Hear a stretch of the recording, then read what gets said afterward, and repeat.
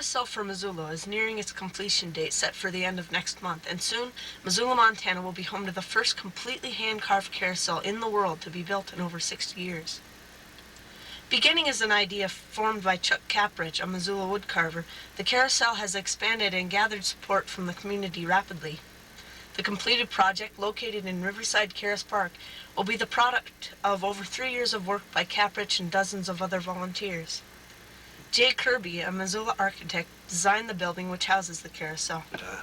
The other main thing that we wanted to get across was the fact that it was a building that housed a carousel, and I think that's one of the main reasons that our project was selected over some of the others. Immediately, as you look at this project, you know that it's a building that has a carousel.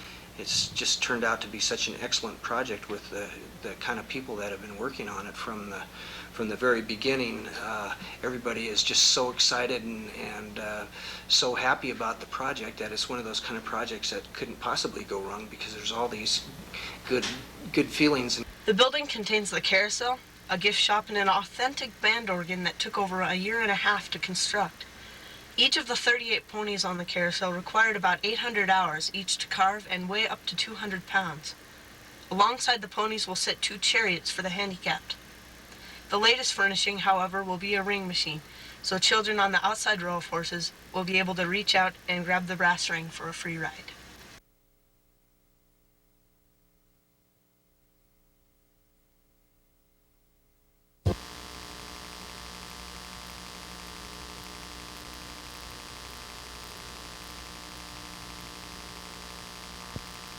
Does Sentinel have a litter problem?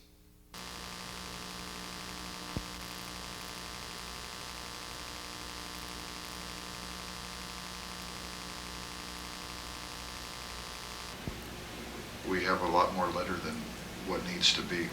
We have provided the trash barrels, etc., around both inside and outside of the building, and it's just a matter, I think. Neighbors of Sentinel have different views of their litter problems. These ladies had no problem with the litter around their home.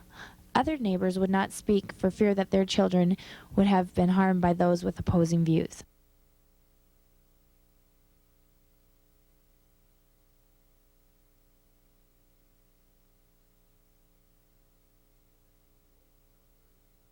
And I think the people have very legitimate claims. There's litter, there's people that it looks like they've cleaned out their car in front of their property or on their property. Of course, the cigarette butts we always hear about, and that is a problem. You know, if you have respect for your property and you're trying to keep it clean, you don't appreciate it. Okay, so with this problem, what do you see as solution? A lot of peer pressure. There's been some comments from people that have complained in the past that it is getting better. It's by no means extinct, but they feel that the kids are trying a little harder. We're seeing a little bit less mess here and there, and then there's occasions when it's not there. But it's a community problem. I don't think it's only the kids, and of course the kids get the brunt of things because they are doing it at Pacific times. But you know, you can also look at the adults, and you know, we just have to do some things like get groups, perhaps like the highway department has, where you see the signs that a particular group is cleaning up that area. The debate of a closed campus still goes on because of the litter problems caused around Sentinel.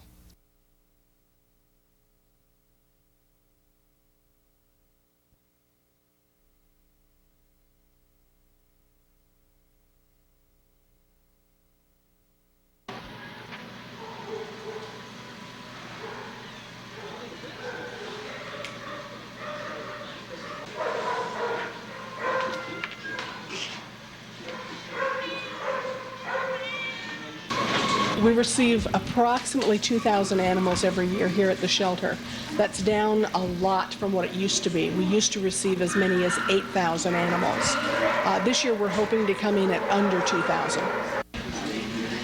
Most of the animals that we receive here at the shelter have not been spayed or neutered, but that is a requirement of adoption.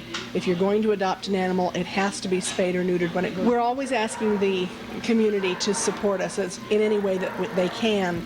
Because we're not a government agency, we exist solely by the memberships that we have.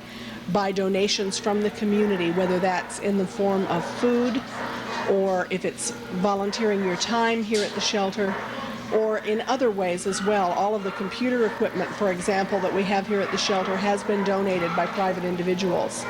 Our needs vary from month to month, and if someone is interested in making a donation, all they need to do is call us and we'll be happy to tell you what we need.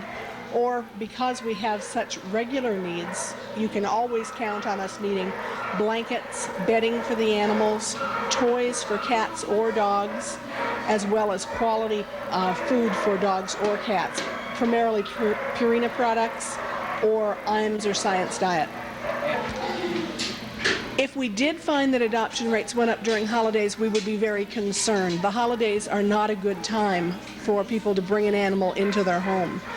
It gets too chaotic around Thanksgiving and Christmas, with people visiting from out of town, with so many people dropping in. That's not the right environment to start an animal, as we can take care of approximately 90 animals at any one time, but we receive many more cats than we do dogs. It's a difficult decision. We do have some real space considerations. The shelter takes in an average of 7 animals every day that we're open all year long. And that means that some days are quite a bit more, some days are less.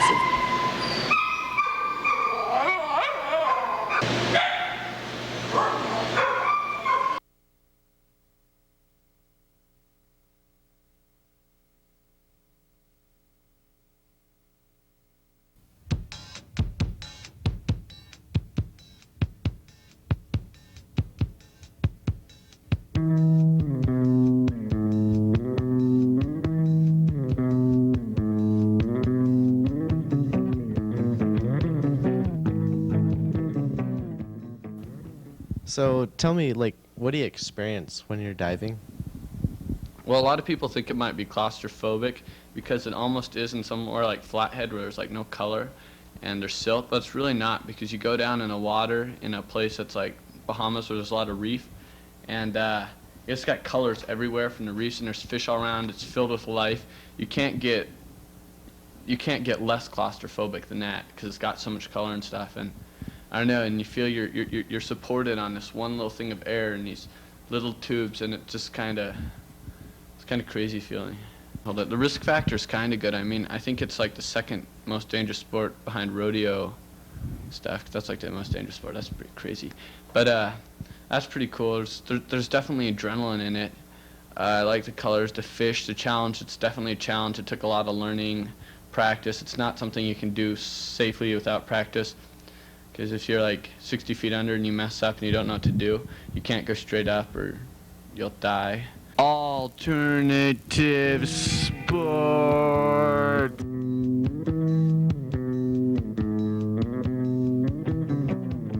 Hi, my name's Corey Hoven, and this is Russell Hochalt, our climber extraordinaire. So, Russell, how was doing K2 the other weekend? I'm not quite experienced to do K2, but I did Pleasant Surprise last week, and I got just about to the top. It's a really tough climb. It's about a 5'11". What does 5'11" mean for our viewing audience, Russell? 5'11" is the rate of how the how you classify a climb. 5'1" being the easiest, 5'13" being the hardest.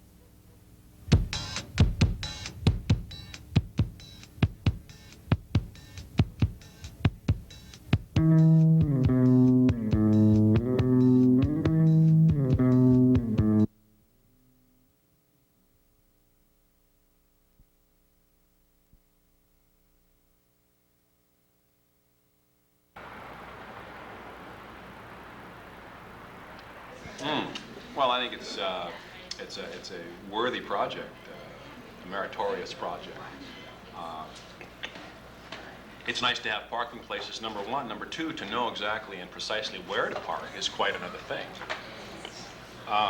The fact there haven't been precise yellow lines lining up the cars at the particular angles has been designed by who knows, by whom. I think it's fine. I think it's a rather tedious subject. I don't see irrelevance. I don't understand how it's going to help these people write more clearly or present themselves in a cogent fashion in their compositions. But you want to paint the lines in the parking lot? Paint them. Who cares? Okay. Scenario. It's 7:53, and you got 2 minutes to get to class. I couldn't, and there's no parking spots. So they got to renumber. So when you have more parking spots, you can get to school, and then it'll be great. And you can get to study hall, and you can have your Coke, and you can just relax, and you won't be tardy. And then the current situation is on the parking lot and how repainting it will help it. Okay, one of the things that we've looked at is the parking spots right now are at 11 feet, and the average size around town, and according to what we've got from the engineer's office for the city, they could go down to about 9 feet. So I guess you would look at out of every 3 parking spots, we could add 1. And hopefully we can come up with enough parking spots to meet our current needs where most students could park in the parking lot. Okay. As of this morning, that the drafting 2 class is trying to draw up some plans to see exactly what we can do with the parking lot. Okay? Do you think, or do the neighbors think repainting the parking lot is a good idea? And do you think it'll ease their complaints a little bit? Well, they feel that, that the parking is falling over into the residential area. Many of those people are retired and they have visitors during the week that would like to come to their houses, but there isn't any parking. And they were really hopeful that that could alleviate some of those problems.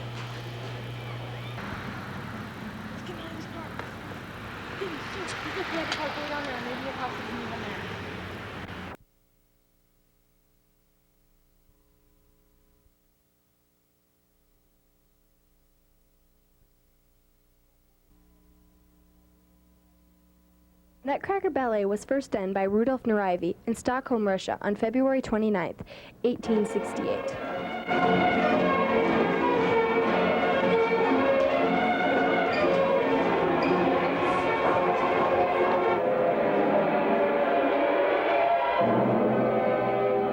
The music is by Peter Tchaikovsky, including the songs Waltz of the Flowers, Dance of the Snowflakes, and Dance of the Sugar Plum Fairy. The story was created by Marius Petipa. The Nutcracker is about a young girl who receives a nutcracker from her uncle Drosselmeyer.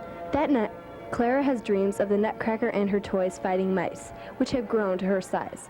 The Nutcracker was about to be killed by the Mouse King, but Clara hits him on the head.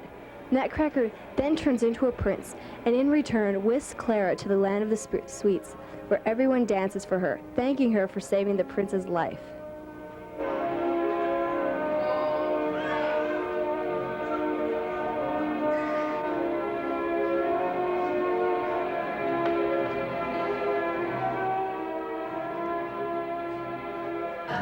The Nutcracker's deceiving. It's a beautiful production, and the audience comes and they think, oh, isn't this lovely? And they pay for their ticket and go home and don't quite understand all the cost.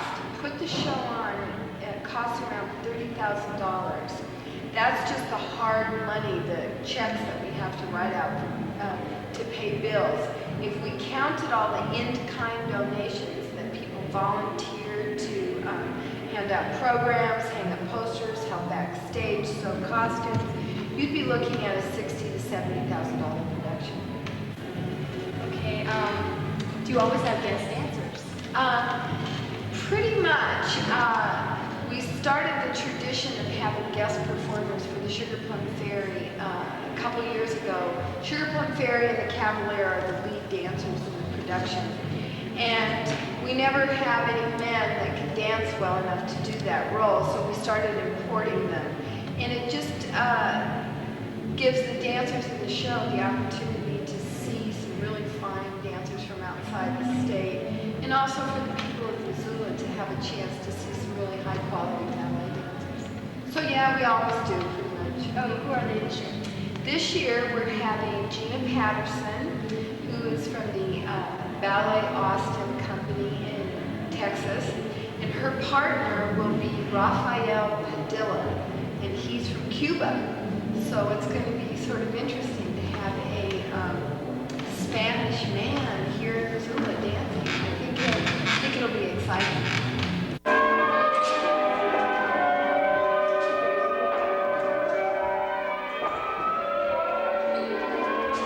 The Nutcracker will be done Thanksgiving weekend. 2 shows on Friday, 2 o'clock matinee and 8 o'clock evening.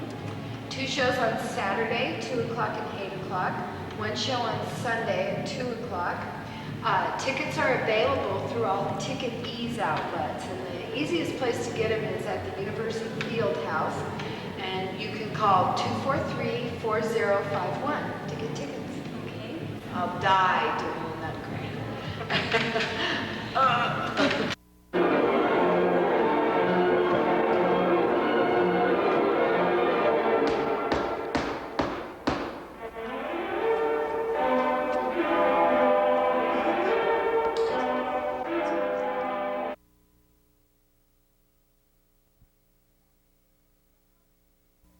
Here is an inside view of the Sentinel speech and debate team as told by members Amy Kane, Nikki Kent, and their coach, Mr. Chamberlain.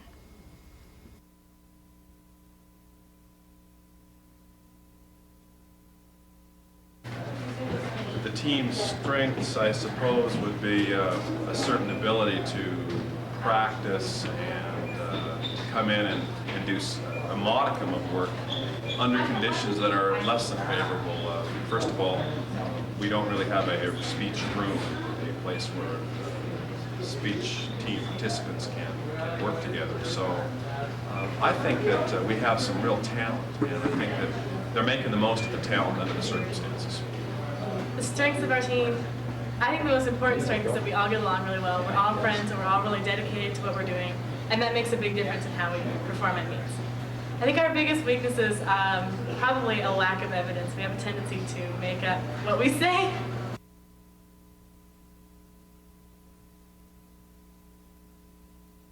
Well, speech is only involved in original oratory and serious interpretation of literature and humorous interpretation of literature. And I would probably say our original oratory, because Amanda is really good and she took first at the last week. Amanda McGinnis, I think, looks very strong. She actually won the oratory event at Butte, which is quite a feat. That's an invitational tournament that involves virtually all the AA schools in the state.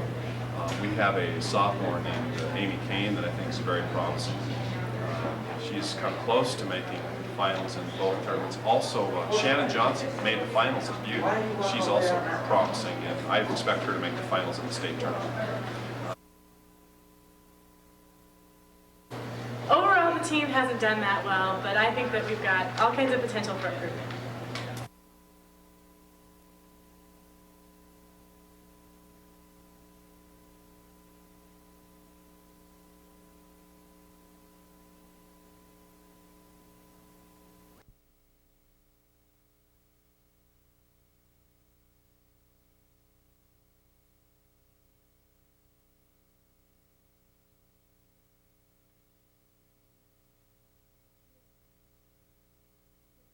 Is that better? Yeah. Okay, you sure? Yeah. All right, keep smiling. Brian, duck really fast.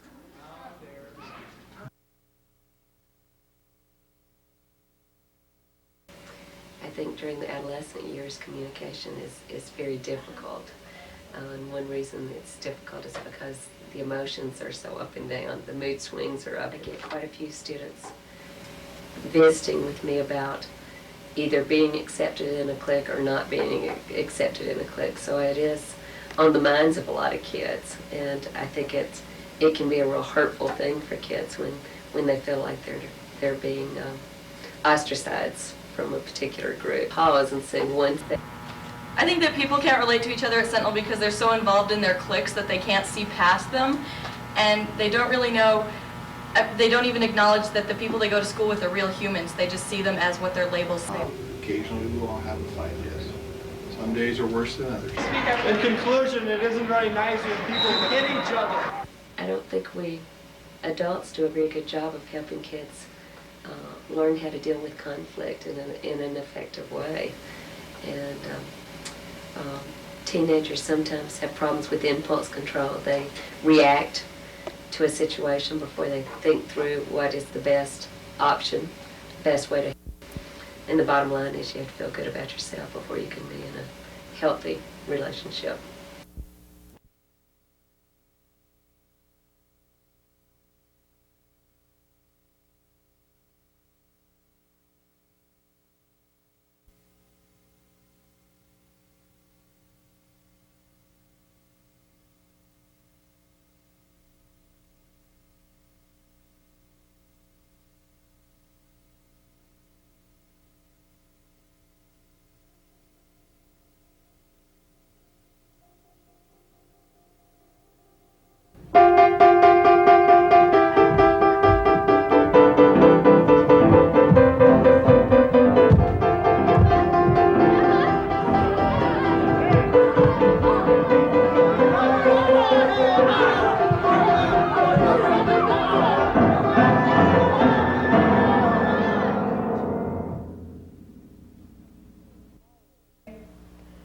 Sometimes it's worry and always it's stress. It all gets me thinking my life is a mess.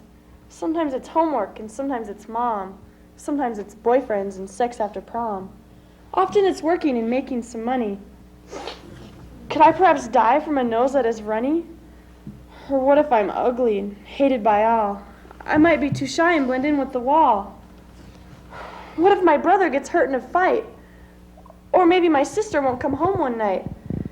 What if I'm failing all of my classes? Or if not that, they decide I need glasses.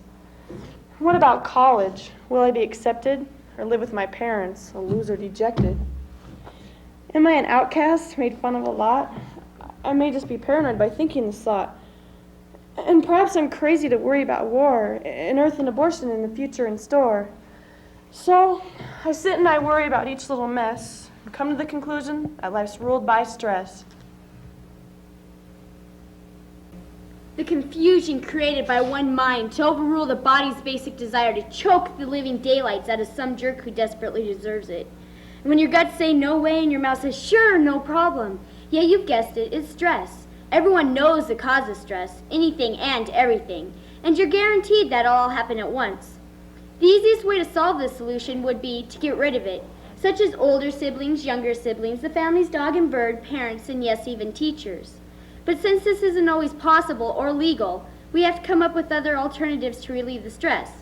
So, the rules to stress management are, number 1, don't kill anyone. Number 2, if you're going to kill someone, leave. And number 3, talk, yell, or scream about it. Whatever it is, as soon as it comes out, it won't seem so bad. Hi, Papa. Hi, Princess. How was school today? Well, Bobby brought a snake for show and tell, but it got out of its cage. But Miss Wakeman screamed. It was really neat. Remember, dear, when I told you we might have to move away for Daddy's job? Yeah, but you said we wouldn't have to. I know, but there's an opening in another city. We'd get a big new house and a puppy if you'd want. But I don't want a puppy. I want to stay here. I thought you wanted a puppy. No, I want to stay here with all my friends.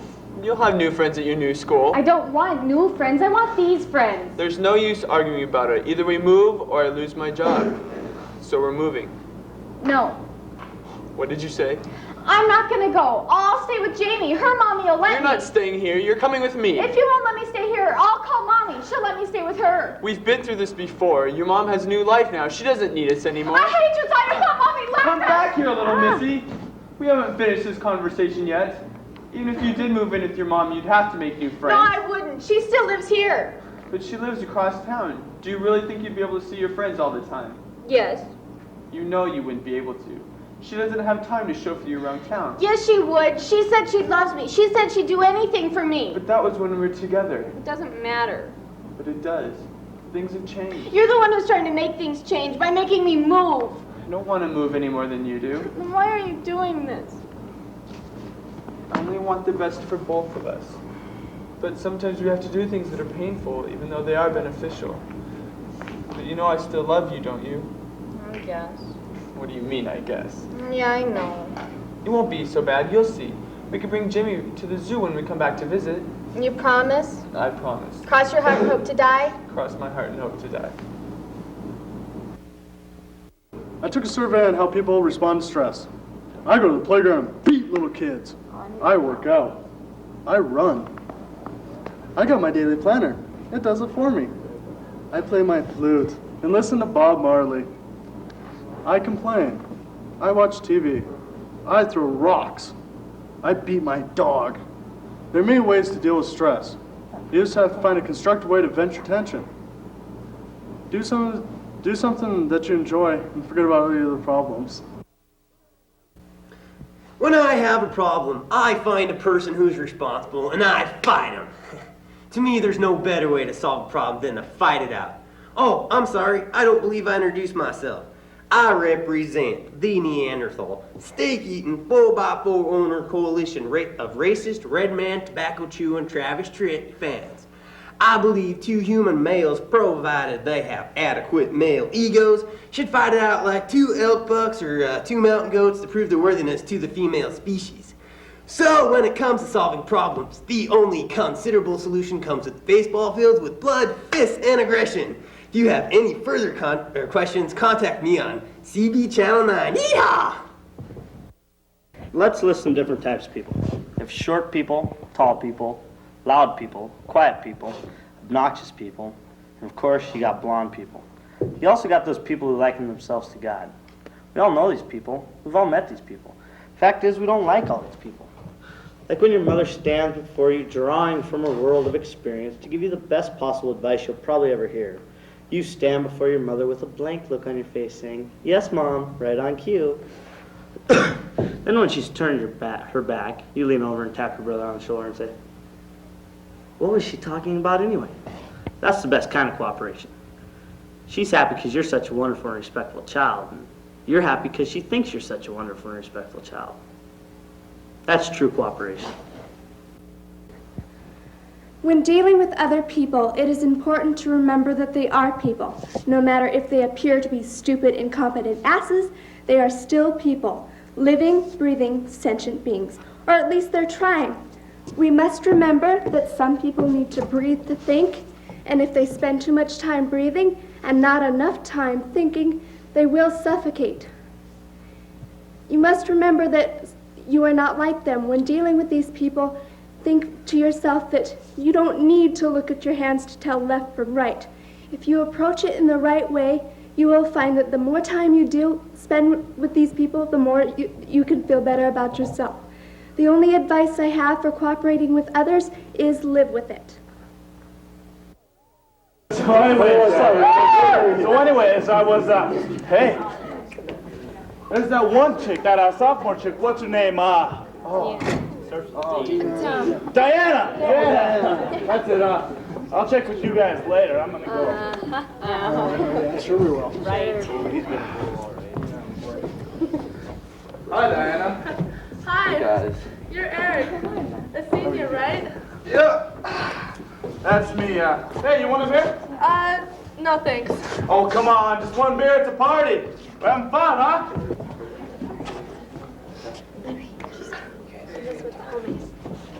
Time passes. Whoa, I don't feel so good. I think I'm drunk. Yep, you are. Hey. Hey, how about a little kiss, huh?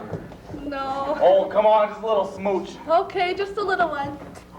Whoa, you're a really good kisser. Really? Yeah, as a matter of fact, that was the best kiss I've had in my life. Nah. Really? Yeah, and I think we should expand on it just a little bit more. Right here? No, upstairs, in the bedroom, where we can talk, alone. Okay.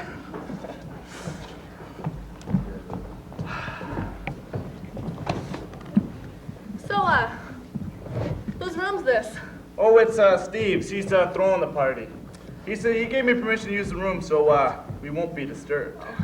So, what do you want to talk about? Oh, you, me, this bed in motion. I don't think I like the last idea. What do you mean? That's what you came up here for, isn't it? I know that's what I came up here for. No, I think I'm gonna leave now. Oh, you? I don't think so, baby. Wait, stop!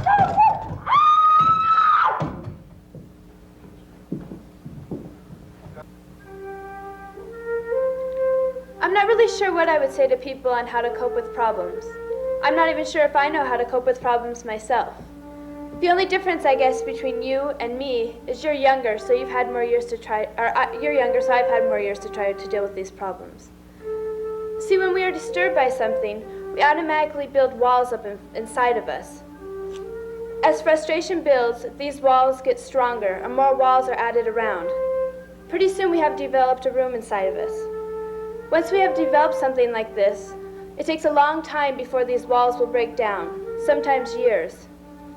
But I think once we do decide to talk to someone, I believe that this wall that we have developed inside of us, full of hate and fear, will turn into a rolling valley of love and hope.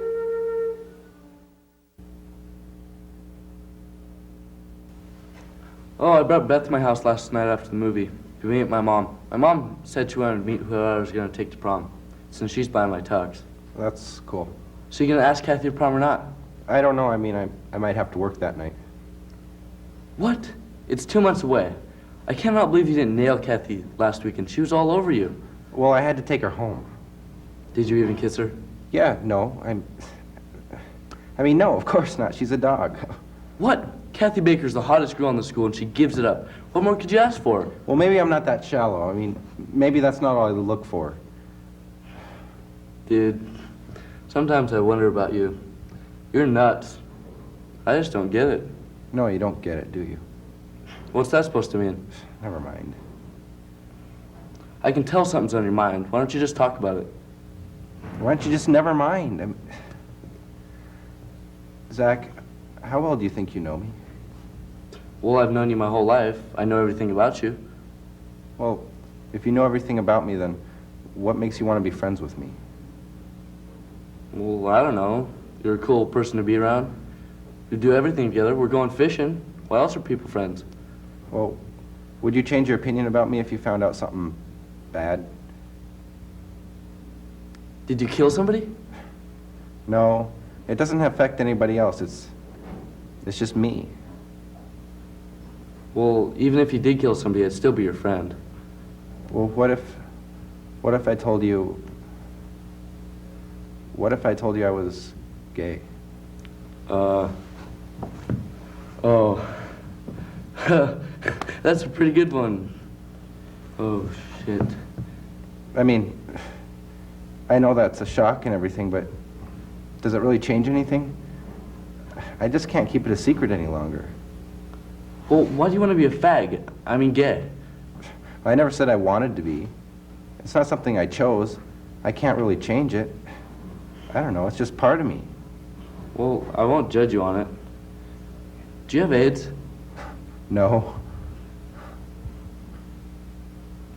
Have you ever, done things? No. Then how do you know you're... Gay? Yeah. Well, how do you know you're straight? I mean, it's not something you have any control over. It's just something you feel. It's just part of you. And I don't want you to think I'm friends with you for any other reason than just because I value your friendship. Well, I know. My dad's friends with a gay guy, and he's pretty cool, but he talks like a girl. You're not going to start doing that, are you? No, some people are just like that. That's just how they are, but I mean, most gay people, you wouldn't even know they're gay. They just talk normal. I'm the same person I've always been. Well, I'll always be your friend. I won't judge you on it. Thanks. And that's why I told you. I mean, I guess I thought you'd be mature enough to handle it, and you are, so. Yeah. I've always been taught that it's bad and gross, but you're a normal guy to me. Thanks. Let's catch some fish. I have a problem. My problem, it's me. I bite my nails, I talk too loud. My body's unproportional, my smile's too big. My hair's the wrong color, my clothes don't match. My shirt's too baggy, my butt's kinda saggy. What was I thinking when I bought these clothes? Look at her. Her hair is not brushed or washed. It's the wrong color. Mine might be the wrong color, but it's not every color in the rainbow. Yeah, my butt might be saggy, but not to the floor. Is that a ring in her nose? People might look at me, but people stare at her. I'm better than her. Well, would be if my feet weren't so big. Life is filled with problems. Some big, some little. Just filled with problems. So how do you go about solving problems? The troubling thing about problem solving is how to go about it. Some people walk around their problems. Others, they just ignore them. This works sometimes, but sometimes a problem can't be ignored. It pinches you everywhere you go. With a problem like this, the first step in solving it is to survey the situation. Feel around, get a good handle on exactly what's wrong, then try to find a way to work it out. If this doesn't work, it's time to resort to the final method of problem solving. Dive right in! Don't be afraid to dig in and get your hands dirty. In the end, you'll be glad you did. Melba, dear, can you come in here for a minute? I think we need to talk. Yes, Daddy. The other day I was in your bedroom looking for an extra set of car keys because I lost mine. And I found this in your dresser drawer. So you found a Milky Way bar. You bet I found a Milky Way bar. Listen, is there something you'd like to tell me? No, Daddy, what are you talking about? I'm talking about this chocolate. It's not gonna go away, you know. Why do you want to get into this crap? Dad, like it's just a candy bar. Sure, it's just a candy bar now, but in a year, this is gonna be your life. You're gonna need it to move, to breathe, to live. Damn it, sure, it's just chocolate now. But when you start lying and stealing from your own brother just to get more, then that's a problem, and you need help. Dad, I don't even have a brother. Damn it, that's not the point. Listen, I know you were too young to remember your mom when she moved away to Bangladesh to become a non-taco monk, but it was hard on all of us. But that gives you no right to become a chocoholic. Dad, I bought that candy bar to support Missoula Little League Baseball. You know, it reminds me of the time back in the Vietnam War. I just got out of boot camp. They stationed me deep in the Kansas territory, right next to the enemy. But you know what the worst part was? No, Daddy. The worst part was I realized who the real enemy was. It wasn't the Viet Cong soldiers right over the next ridge. It wasn't Harkins or Peterson and chopper above ready to drop napalm on Kansas City. It wasn't Sergeant Stretcher who told me to always kill or be killed. It was that baby Ruth I ate the night before. The fact is, I've been a chocoholic for 28 years now. That's why your mom left me.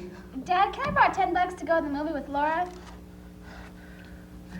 All those nights, you woke up and you thought Scrappy was downstairs chasing mice. It was really me, in the kitchen, scrounging around for chocolate chips until 2 in the morning. All those Easters when you found your Easter bunny missing its head, it was me. It was me. I ate your bunny's head. I never thought it'd get this bad. Okay, Dad, I'll see you in a while. Oh, and Dad, you'll make the best chocoholic Vietnam vet I've ever seen. You think so? I know so. Good luck with the additions. Thanks, have a good time. See ya.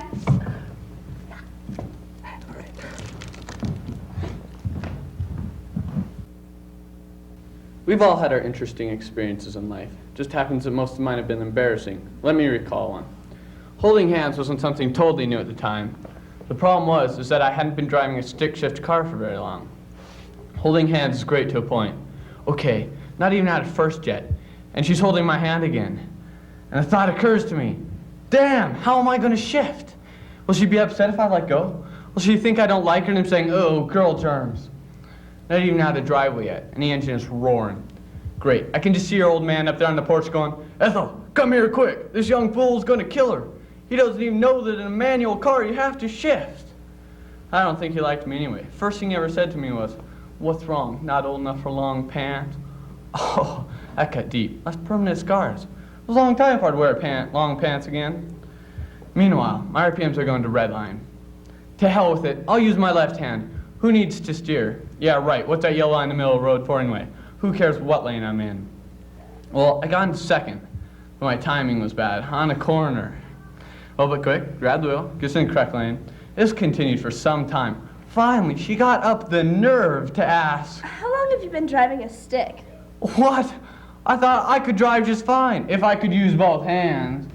But no, I had to be nice, so I said, not all that long. Maybe next time you can drive so I don't feel like such an idiot. And I thought if you do drive next time, I'll be sure to be holding your hand and watching you try to shift gears.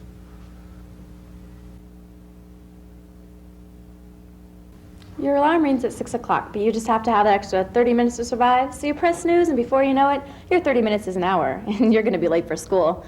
There's no time to do your hair, so I guess you won't be impressing that cutie who sits next to you in history. Oh no, history! After staying up until 12 o'clock last night doing homework, and you still didn't finish your history. Well, guess you'll be staying in for lunch again. You walk out the door and you're on your way, thinking about the lunch you're going to miss just to get on the honor roll. But there's people to please and colleges to get accepted to. Oh no, you're halfway to school and you forgot your drama at home. There's no way you can go without it. You just have to go back and get it. And by now you're panting and ranting, raving, wondering who's responsible for this madness. Who would want to do this on purpose 5 times a week? But the scariest moment is when you pull into the parking lot and there's nobody there. Oops, I guess it's Saturday.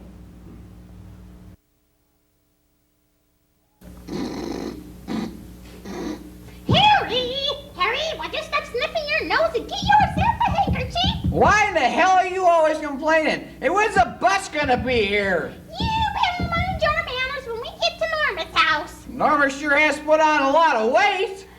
What do you expect after having 11 kids? Well, that's no excuse. Oh, Harry, you've put on at least 20 pounds this last year.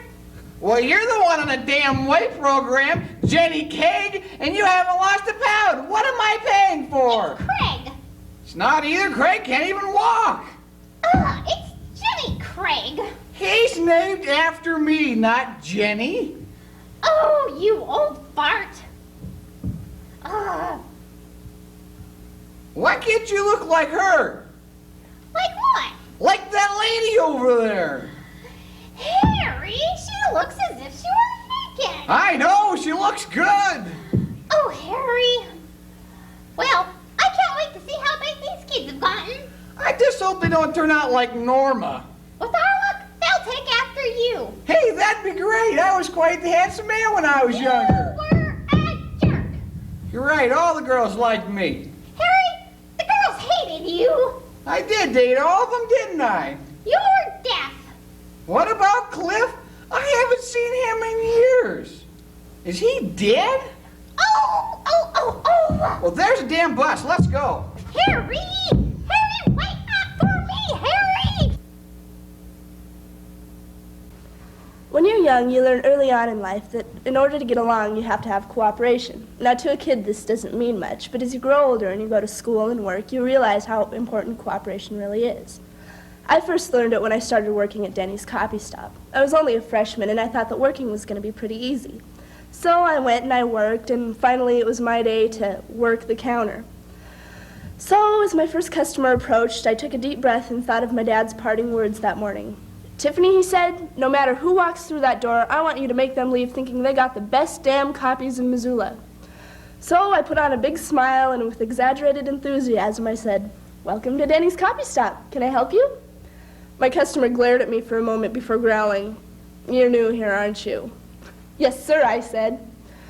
Yeah, well, I'm going to have to speak with Denny right away. I'm sorry, sir, but Denny isn't in today. Could I perhaps help you? He said he guessed I'd do and threw a book on the counter for me to copy. I looked at it for a minute before saying, I'm sorry, sir, but it looks as though this book is copyrighted. We're not allowed to copy it. As for the next few minutes, I'll just say they were filled with flying paper clips and obscenities. So that was my first taste of real people. Since then, I've learned such handy phrases such as, did you know that the manager will be here tomorrow? And did you know that Kinko's is open 24 hours? These skills have helped me with everyone from teachers to friends. I guess the earlier on in life you learn how important cooperation is, the better off you'll be.